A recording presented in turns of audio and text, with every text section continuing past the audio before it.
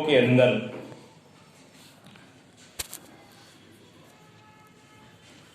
प्रसंग को दर्शाया गया कि जब कन्या की घर में जन्म होता है तो हमारी धारणाएं दूसरी है, हमारे विचार दूसरे हैं, जबकि स्थिति बिल्कुल उससे हट करके है।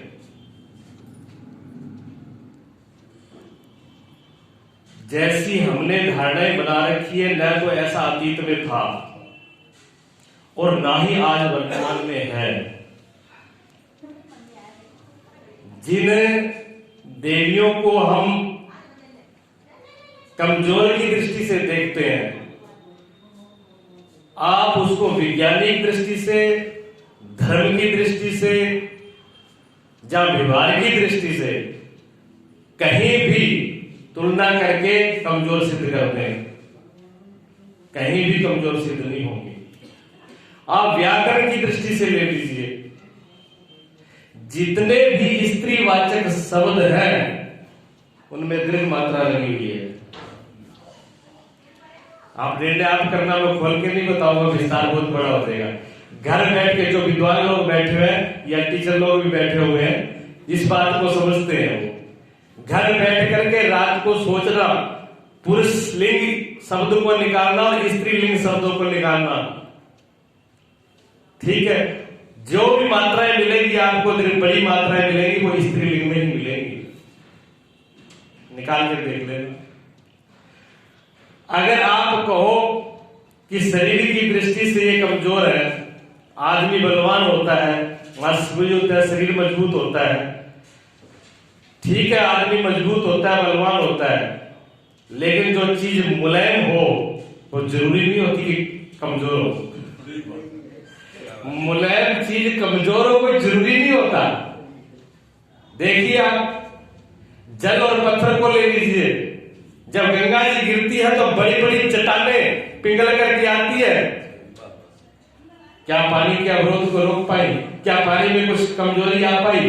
क्या जल कमजोर हुआ या चट्टानें कमजोर हुई? चट्टानें कमजोर होती है, जल में बह जाती है। जल कितना निर्मल है। जब आंधी और अंधड़ आते हैं, तूफान आता है, तो जो बड़े बड़े पेड़ अकड़ के खड़े होते हैं वो टूट जाते हैं, और जो मुलायम होते हैं, देखिए आपने छोटी छोटी घास, जब बांस के पेड़ देखे जो हवा के साथ झुक जाते हैं, मुलायम होते हैं, वो तूफान के बाद वैसे ही खड़े होते हैं, टूटते नहीं है। तो इनकी जो मुलायमता है, विनम्रता है, जो मुलायमता है, जो विनम्रता है, जो ममता है, वो कमजोरी नहीं है, वो गुण है। एक बच्चे का पालन करना हो पिता को, देखिए आप कितना मुश्किल है। एक दिन छोटे बच्चे को जो अभी गोद में है, दूध पी रहा है, पिता को कहो कि संभाल के रखो, जाओ तो शाम तक बेटा नहीं, जा खुद नहीं, ये हालत होगी। लेकिन मियाँ जी बैठे थे ऐसे स्टेशन पर, और थोड़ी देर बाद हो कि मुल्ला नसरुद्दीन शांत हो जा। थोड़ी देर बाद फिर बोले, अरे मुल्ला शांत हो जा। पास में बच्चा बहुत रो रहा था, अब वो शांत करे लेकिन शांत हो ही नहीं।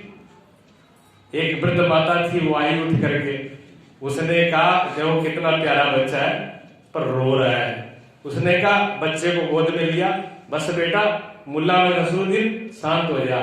तो मुल्ला कहता भैया ये नाम इसका नहीं है, ये इसका है, मुल्ला नसरुद्दीन ये है, इसको थोड़ी शांत कर रहा हूं मैं, तो मुझे ही शांत कर रहा हूं कि मुझे गुस्सा आ रही, गला दबा दूं। वो तो मां की क्षमता है, इसी मातृशक्ति की क्षमता है कि पूरी रात जाग ले और गीले में सो के सूखे में उसको सिला दे। विवेकानंद जी से कहा कि आप बड़ी प्रशंसा करते हो स्त्री तत्व की, माताओं की बहुत प्रशंसा करते हो आप, इसका क्या कारण है? विवेकानंद जी ने कहा कल आना और ऐसे करना, एक पत्थर लेके आना साथ में, 2-2.5 किलो का। आगे पत्थर रख दिया, उन्होंने कहा लो महाराज कि ये हमने अपनी भेंट के लिए थोड़ी पकाया था, हम इससे सर ना फोड़ेंगे, इसको उठाओ और अपनी बांध लो, पेट पे बांध दो इसको। पेट को बांध के रखना और 24 घंटे बाद आना, वो खोलना नहीं है। 10-5 मिनट कहते महाराज आप 24 घंटे की बात कर रहे हो, मैं 10 मिनट में ही इससे परेशान हो गया हूं, रात को सो नहीं पाऊंगा। तो कहते 2 किलो वजन पेट के बाहर लटकाया, उसी में तेरी 2 मिनट में हालत खराब हो रही है, और जिस मां ने तेरे को 9 महीने पेट में रखा है उसकी स्थिति तो समझ। ये क्षमता उनके अंदर है, मातृशक्ति में, अनंत रूपों में, एक में नहीं। जो भी अगर इतिहास में देखते हैं हम, तो जो भी बड़े बैंक में है आज भी, अगर आपको लक्ष्मी चाहिए कहां जाओगे? लक्ष्मी जी की पूजा करो, पंडित जी के पास जाओगे तो लक्ष्मी की पूजा बता देंगे, कनक स्तोत्र बता देंगे, लक्ष्मी स्तोत्र बता देंगे, लक्ष्मी मंत्र बता देंगे। चलिए साहब देवी जी की करो पूजा। आप विद्या चाहिए तो आप सरस्वती के पास जाओ। तो जितने महकमे है महामंत्री वाले, पार्लियामेंट में जो अच्छे अच्छे महकमे वो तो इन्हीं के पास है। आपके पास कौन सा महकमा वो बताओ? अब विद्या और ज्ञान की देवी सरस्वती, अब सरस्वती जी की पूजा करो। अच्छा संहार करना है, युद्ध लड़ना है, तब देख लिया आप पंजाब के अंदर 10 गुरु हुए हैं, कहते हैं हम गुरुओं की पूजा करते हैं, और 10वां ग्रंथ गुरु गोविंद सिंह जी का जब मुगलों ने अत्याचार किया, आप लोग गुरुद्वारे में शायद गए हो या नहीं गए हो मुझे ध्यान नहीं है, लेकिन जो भी गया उसने देखा हो कि वहां हलवे का भोग लगता है और प्रसाद जो है हलवे का बढ़ता है। उसको कड़ा पंजाबी में बोलते हैं, कड़ा का प्रसाद है जो कढ़ाई में बनता है, देसी घी का लो बन करके भोग लगता है। हो सकता है कि 90% सरदारों को भी पता ना हो कि वो भोग किसको लग रहा है, वो गुरुजी को भोग लग रहा है कि माता को लग रहा है, माता को लग रहा है। चंडी की बार को पढ़ा जाता है, जो 10वें गुरु हैं उन्होंने जिनका लेखन किया है, उसी स्तुति को पढ़ करके माता की, तब उसको भोग लगता है, उसके बाद में वो वितरण होता है। और कब उन्होंने क्या मनाया माता को? जब मुगलों का अत्याचार बढ़ रहा था, तब गुरुजी ने जो है माता से प्रार्थना करी कि इनका संहार कैसे होगा। माता प्रसन्न हुई, उन्हें क्या 10 कदम आगे हम चलेंगे। गोविंद सिंह की सिर्फ तलवार दिखती थी, संहार तो स्वयं भैया करती थी। उसके बाद में देख लो, स्वयं करता धरता भगवान कृष्ण, चाहते तो क्या नहीं कर सकते थे, लेकिन अर्जुन को युद्ध में खड़ा करना है तो पहले माता को प्रसन्न कर, पहला माता की शरण में भेजा, उसके बाद युद्ध विजय होगा नहीं होगा नहीं। बिना माता के वो युद्ध भी विजय नहीं हो सकता है। ये शक्ति है, एक तरफ शिव एक तरफ शक्ति। बिना शक्ति के आप कुछ कर सकते हो? पूजा किसकी होती है जी? पुरुष की नहीं होती है। मोदी जी बैठे हुए हैं सीट पर, वो सीट में जो शक्ति है ना, पूजा उसकी हो रही है। अच्छा वो सीट से नीचे होता है तो फिर ये नहीं कि उस गद्दी से नीचे उतरने के बाद, वो शक्ति का लेवल उतारने के बाद, फिर ये नहीं कह सकते कि 8 बजे से बाद में ये नोट बंद है, और बोले तो 100 बार बोले, लागू नहीं होगा। पावर से लागू होता है। आप और हम बोलते रहे, एक चोटी बंद नहीं करेगा कोई, लेकिन जब पावर हो तो वो काम होता है, तुरंत होता है। ये सब चीजें इतिहास में भी थी, पीछे भी थी, आज भी थी, लेकिन कमी क्या ध्यान रखना। वो तो बोल के आज हमारे हिंदू लोग के हिंदू धर्म को खतरा है, हिंदू कमजोर हो रहा है। क्यों कमजोर हो रहा है? क्या कारण है उसका? हम ही कारण है। हम कारण है क्योंकि हम सही स्थिति को, सही बात को, मैं पूछता हूं हिंदू मैंने क्या, आप क्या जवाब दोगे? मैं आपसे ये प्रश्न करता हूं हिंदू मैंने क्या होता है हिंदू? आपके पास जवाब क्या? आप बोलोगे जी हम तो जिस कुल में, जिस धर्म में पैदा हो वो हमारा धर्म है, इसलिए हमारे तो पैदा तो कहीं नहीं हो सकते थे। क्या सिर्फ पैदा होने से हम हिंदू हो गए? पैदा होने मात्र से सिद्ध होता है कि हम हिंदू हो गए। आप कहोगे हम होली और दिवाली मनाते हैं। अच्छा, होली दिवाली मनाने से कोई हिंदू सिद्ध हो रहा है? ये हमारी प्रथा है, परंपरा है, किसी कारण को लेकर के हम चला रखी है, पहले नहीं थी, बाद में शुरू हो सकता है खत्म हो जाए, तो क्या हमारा अस्तित्व तो खत्म हो जाएगा? आप कहिए हम चोटी करते हैं, तिलक लगाते हैं, जनेऊ यज्ञ भी धारण करते हैं, क्या इतनी बात से हिंदू सिद्ध हो रहे हैं? हमने हिंदुत्व सिद्ध करने के लिए इतनी छोटी छोटी बातें पकड़ा दी है कि अगर हमसे कोई प्रश्न करता है, अगर हमसे कोई खड़ा होकर के पूछता है कि आप हिंदू कैसे हो, तो हमारा उत्तर क्या होता है? एक कोई साइंस का विज्ञान पढ़ने वाला बच्चा जो है, जो कल की 4 किताबें पढ़ी है, वो उस अपने तर्क से इसको खंडित कर देता है। क्या हुआ तिलक लगाना, चोटी रखना, क्या हुआ? हम उसका वैज्ञानिक उत्तर भी नहीं दे पाए। हमारे पास कोई साइंस वैज्ञानिक उत्तर भी नहीं है। हम इतना ही मान लिया कि हम सिर्फ मान रहे हैं। हम त्योहारों को मान लिया, हमने चिन्हों को मान लिया, प्रतीकों को मान लिया। इतना मानने मात्र से हम हिंदू नहीं हो गए जब तक हमारी मूल जड़ मजबूत नहीं होगी। ये मकान नींव पे खड़ा हुआ है, कितना ऊपर उठा लो, अगर नींव मजबूत है आप 10 मंजिल उठा लो, चलेगा नहीं। वृक्ष जितना ऊपर जाएगा उतनी जड़ उसकी मजबूत होनी चाहिए, और होती है। आप गमले के अंदर अगर उसी वृक्ष को लगा लो, गमले में वृक्ष बढ़ेगा नहीं। क्यों नहीं बढ़ेगा? जड़ें नहीं बढ़ रही, उसकी जड़ें जो है नीचे जाने की जगह नहीं है, इसलिए वो बढ़ नहीं रहा है। जितनी जड़ें नीचे जाएंगी वृक्ष उतना ही ऊपर जाएगा। हम मूल जड़ को नहीं पकड़ते। हमने अपने बच्चों को, हमारी सरकारें हो, हम सरकार को दूसरे से नहीं आती, सरकारें भी हमसे ही आती हैं। हमने अपने गुरुकुलों को खत्म किया, हमने अपनी पद्धति जो हमारी थी उस संस्कृति को खत्म किया, जो हमारी मूल जड़ थी विद्या की, जहां से हमें शिक्षित किया जाना था, उसको हमने बर्बाद किया। और विदेशी लोग कितने सादे दिमाग से, कितने अनडायरेक्ट, सीधा नहीं, उन्होंने इस चीज को जान लिया भी इनको कैसे कमजोर किया जा सकता है। कॉन्वेंट स्कूल, क्या कॉन्वेंट स्कूल? इंग्लिश पढ़ो। अच्छा, इंग्लिश, बिना इंग्लिश के क्या नहीं होगा बताइए? बिना इंग्लिश के कौन सा काम रुक सकता है जो नहीं चलता हो? जापान आज सबसे उन्नत देश है, जापानी भाषा चल रही है। चीन उन्नत देश है, चीनी भाषा चलती है। लेकिन यहाँ हिंदुस्तान वालों को दिमाग को खोपड़े में भर गया कि बिना इंग्लिश के कुछ होगा ही नहीं। ठीक है, मैं विद्या का विरोधी नहीं हूं, पढ़ाई करें, लेकिन अपनी को तो न छोड़े। हम अपनी मातृभाषा को, अपनी संस्कृति को छोड़ करके और दूसरी की तरफ भाग रहे और पैसे भी खर्च करते हैं। ये कमजोरी किसकी है? हमने उसको अहमियत दे दी, हमने उसको बढ़ाई दी, इससे होगा। और वो धीरे धीरे क्या करते हैं? अंग्रेजी भाषा में क्या करते हैं?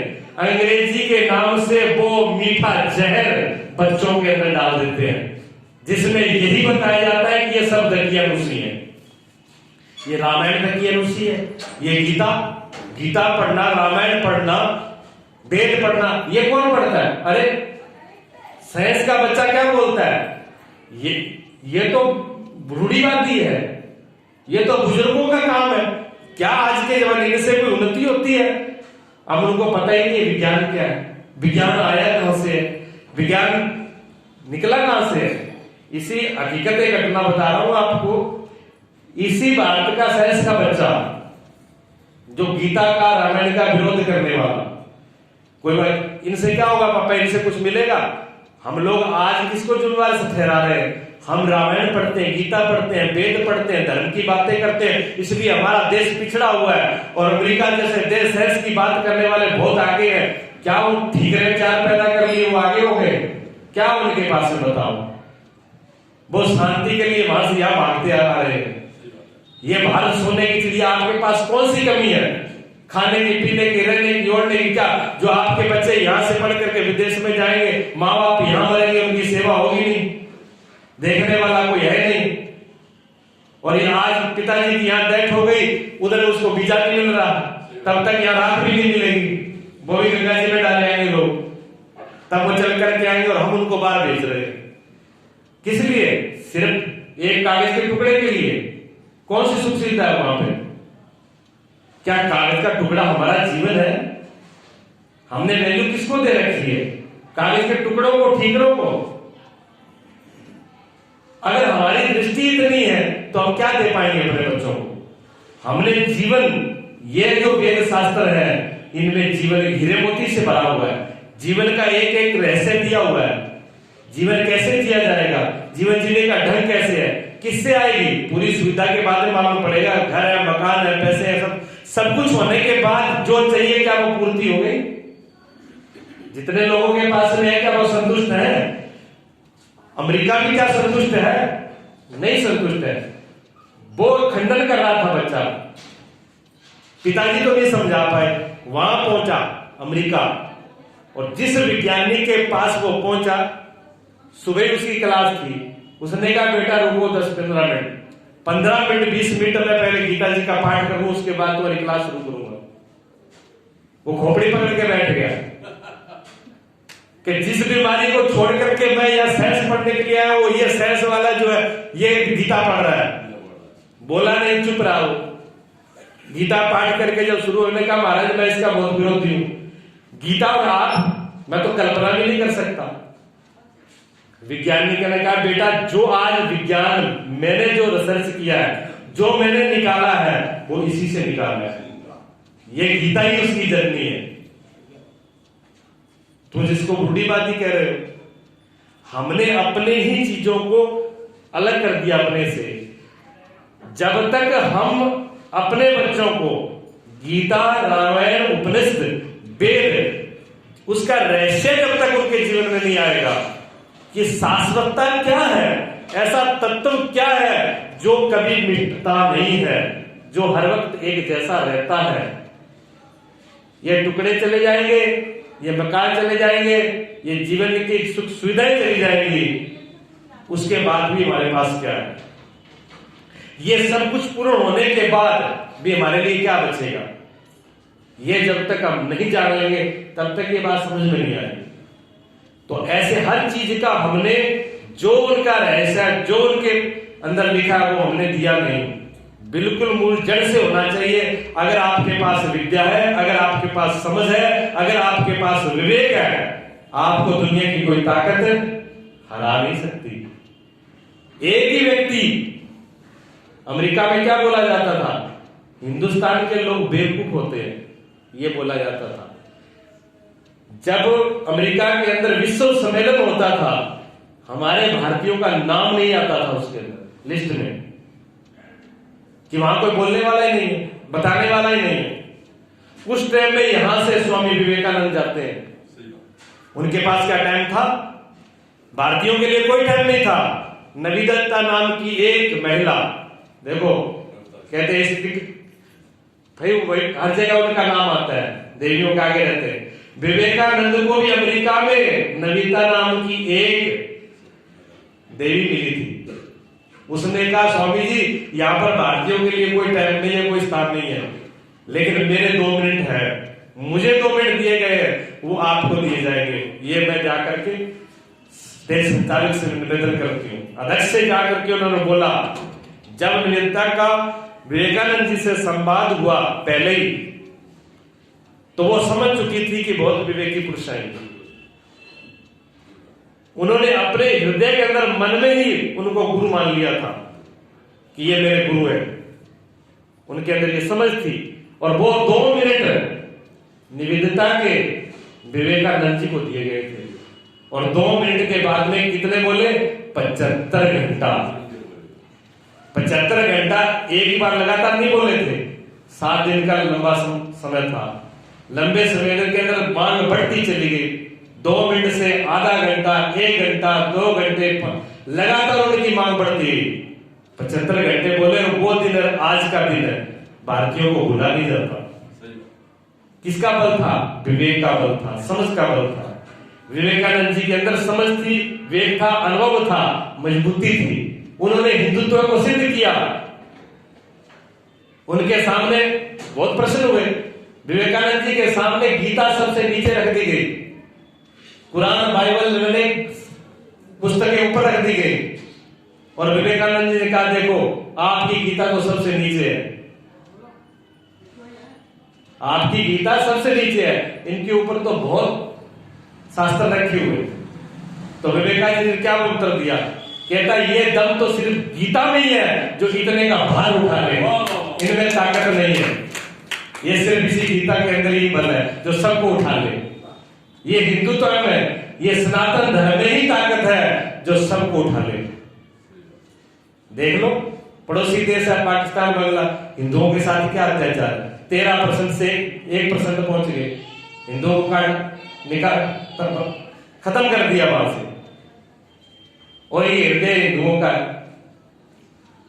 समुद्र की तरह सबको आत्मसात कर लेते हैं, कितना बड़ा विशाल है। लेकिन ऐसे नहीं, जब तक बिना विवेक के, बिना समझ के निर्णय नहीं होगा, तब तक ये हिंदुत्व है, ये सनातन धर्म सुरक्षित नहीं रहेगा।